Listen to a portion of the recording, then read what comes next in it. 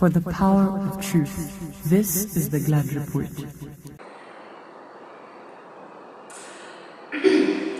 Hello everybody, thank you very much indeed for tuning in to today's episode of the Glad Report. We discuss the demonetization exercise of the Bank of Zambia for the year 2025, set strictly for the 31st of March 2025. Without further ado, I'm glad with the report. Demonetization. So what's happening is that we're basically switching from one legal tender having the set of notes that we have to a new set of notes as the usual tenders. Money is supposed to act as a store of value. That is the primary function of money. Currently, we have the 2 kwacha notes as the smallest, then 5 kwacha note, 10 kwacha note, 20 kwacha note, 50 kwacha note, 100 kwacha note. I'll put them on screen so you can see what they look like. So, the 100 kwacha note at the moment can only buy you about 4 to 5 loaves of bread, or it can't buy you a 25 kilogram of mealie meal. And really, as the Bank of Zambia governor, I believe this keeps him up at night. So he's looking at it and he's like, oh, 100 kwacha, our biggest note is not able to buy staple food. It's not able, it doesn't really equate well to the $100 note, which is the world's reserve currency. You need 2,600 of them at the moment to equate. So that's like 26 notes to equate to $100, which is a problem. So he has this bright idea, the Bank of Zambia has this bright idea, to introduce 200 kwacha notes and 500 kwacha notes. The key question is, why is he not adding simply to the line of notes that we already have? Why is he not adding them as opposed to introducing an entirely new family of notes? Is a question I intend on answering today. And I will answer the question in 3 forms. I will start with the economic incentives, and I'll go into the political motives, as well as the environmental aspect of this whole debate. Economic. Think of the Bank of Zambia as the chief regulator of money in the country. In that regard, they are the besties, like the best friends of the Ministry of Finance. I mean, the best friends for life. So in that regard, they have been charged over the past close to 61 years of Zambia's existence. They've been the ones in charge of money. So just the history, a bit of the historical context.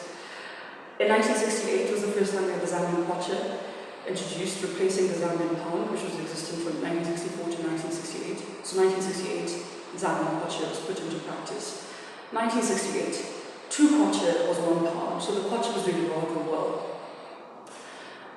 At the time, 80% of Zambia's exports was copper, strictly copper. So anything that happened, the kwacha's value was attached to the vagaries of the copper's value on the international market. So as the copper's prices started to dwindle in the 70s, this affected the kwacha's value quite drastically. Indeed. Just so you can have this in mind, just a bit of a picture, a graph of sorts. Every 10 to 12 years, 8 to 12 years, so that's, I would say, the periodicity, the period over which the Bank of Zambia typically does these demonetization exercises, similar demonetization exercises. So 1968 was the first exercise. 1980 was the first time they introduced a 20 kwacha note, because there was a lot of reduction in value of the kwacha as I said copper prices started to dwindle. You can go check out my Kabinda video if you want to go into the details. Kabinda versus Zambian economy.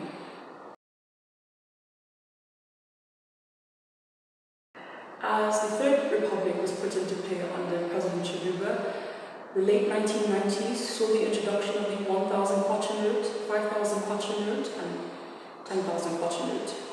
2003, 20,000 kwacha note and 50,000 kwacha note. So that was the biggest note at the time.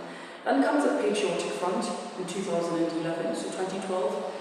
There's talk already about the demonetization, which took the form of debasement at the time. So 2012, 2013 was put into practice. So debasement by a factor of 1,000. Yeah, and the new settlement was introduced. So that's a bit of historical context. But the key question is, what's the motivation most of the time?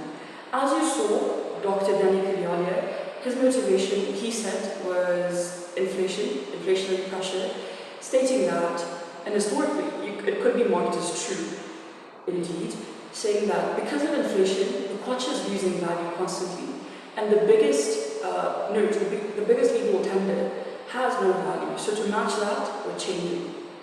But that's like one reason. And also to fight the inflation, he's also decided to increase the monetary policy rate, which is basically the cost of borrowing money between banks. Yes. So that's like one reason really, but there are other reasons. Also, at this point, there is a bit of uncertainty, I would presume, of how much money really is in the Zambian economy. Already, as we are under the IMF review period, we've already been told, according to the IMF deal that we signed and agreed to, there was supposed to reduce liquidity. This is also in the hopes of curbing inflation. Reducing liquidity, as you've been seeing, maximum withdrawals of banks, at least from the ATM, was about 2,500, which is maximum, which is roughly $100 at current forex rate. So that was IMF instructions, so like just reducing liquidity to fight inflation. But at the same time, we also have people who are in you could call it the parallel economy, who don't bank formally, who don't declare how much money they have. So these people are hoarders of money, most of them in the informal economy, in the parallel economy, that's typically with a lot of shady dealings, the shadow economy. So this has room for tax avoidance, it has room for illicit trade, for smuggling, just a lot of wanton corruption altogether. So the instruction has been put out to basically say by the 31st of March, when all that money back in the hands of the government and you get new notes. This will help the government be able to track how much money is in the economy and also be able to develop a proper tax base that they can be able to invest into the country and have more fiscal space basically. So that's what they're basically eyeing. So people who don't want to declare the money and put the money back into the banks would be tempted to panic buy. So there will be like a lot of short-run sharp increase in liquidity. Sharp increase in liquidity will be coupled with a short-run increase in inflation, as what I'm predicting. Short-run increase in inflation, which will lead to reduction in the kwacha's value again, and also improvements in the forex value, foreign exchange value like the dollar and the pound. In that, balance of trade will drop, and it will make the country slightly more competitive at the moment. So, in that regard, we have just a short-run problem. Then the key question is, should this exercise be immediate or gradual? Should the monetization exercise be immediate or gradual? The two persons of interest would be the poor people and illicit traders. The illicit traders being those tax avoiders, those smugglers, those corrupt in the shadow economy, the people, the dealers of black money, counterfeit money altogether, the money that's not accounted for, all in all. If we do it slowly, this indeed will be favourable for the poor people. Why would it be favourable for them?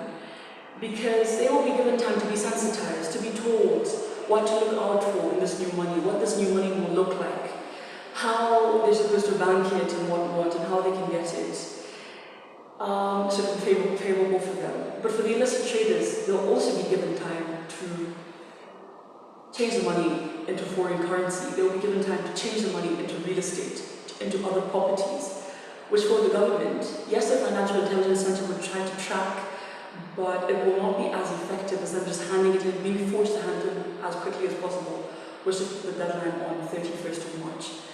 So yes, it does have consequences on the poor people, like if it's an immediate demonetization exercise, as you saw for the case of India in 2016, where like it put like a stop on the informal sector for them, and for Zambia, 90% of the employed informal sector, so that's like a huge number that could be stopped, business just briefly. Also, banks, they would be working with like overload, so I think long queues at banks. And also, there's also the risk of a shortage in money, but also I guess at the time right now, Bank of Zambia is encouraging digital transactions, so I guess it balances out like that. There are some people who could say, oh my gosh, you're only citing the good reasons, you're only citing the advantages, and also disadvantages. One disadvantage being, oh my gosh, Bank of Zambia, how dare you go on this demonetization exercise when already fiscal space is not healthy, it's slim, we're put ourselves under lots of fiscal strain. And right now, this idea, we just went to start throwing water to waters at the Bank of Zambia. But really, my judgment tells me that their hopes of gaining in a tax base, gaining in what they hope to see as the true financial state and the proper data for what the finances in the country sit at, that gain in taxes will outweigh the fiscal strain, so it will balance out like that. Yes, politically, the hoarding, typically it's the politicians that are the culprits, but also a lot of high-income traders that don't declare their money. For example, if you look back at the case of 2011 December, when the minister, Mr. Gladiator, was found with about $400,000, the kwacha form at the time was roughly over 2 billion kwacha, buried under a thin layer of concrete at his farm. So these stories happen, this is not unheard of, these are things that are happening. So definitely, I know there's such a very stringent campaign by the Bank of Zambia, the government, it will have a lot of illicit traders making very strident attempts to cover up their tracks. But historically, this is stuff that happens and they have to be brought into the fore if they want the money to actually be used. Yes. Just the environmental aspect as well, I will comment on that briefly, in the sense that you have been seeing on the notes that they gave us out, they said that the new notes are likely to be more secure. How will they be more secure? From my research, more secure notes are actually more polymer-based, so more plastic-based and less paper-based, or more a heavier plastic mix and less of the paper. You might say, environmental activists will be like, oh my gosh, plastic, we signed the Paris Agreement and whatever, and we're trying to, we don't want any greenhouse gas emissions. I'll tell you, 2011 Bank of Canada, 2013 Bank of England, both of them studied this issue extensively, and they concluded that the greenhouse gas emissions are actually, or the carbon footprint is actually less for the polymer-based banknotes, as in terms of the refurbishment and having to replace them every now and then, they are more durable as opposed to the paper-based notes, and they could be converted into pellets if they're no longer useful and cannot be refurbished anymore, as opposed to the paper notes, which are usually taken to landfill sites and whatever. Yes, so that's the full scope of the matter. So it's a very interesting time to watch out for how people are going to, how much money is going to be really put out, basically coming out of the woodworks in a sense. Yes, thank you very much indeed for tuning in. I'm open to criticism, just don't attack me directly. Personally, no ad hominem attacks. You can just comment what I've said if you think I missed out on something. Thank you very much indeed. Please like, share and subscribe. I'm glad of the report. For the power of truth, this is the Glad Report.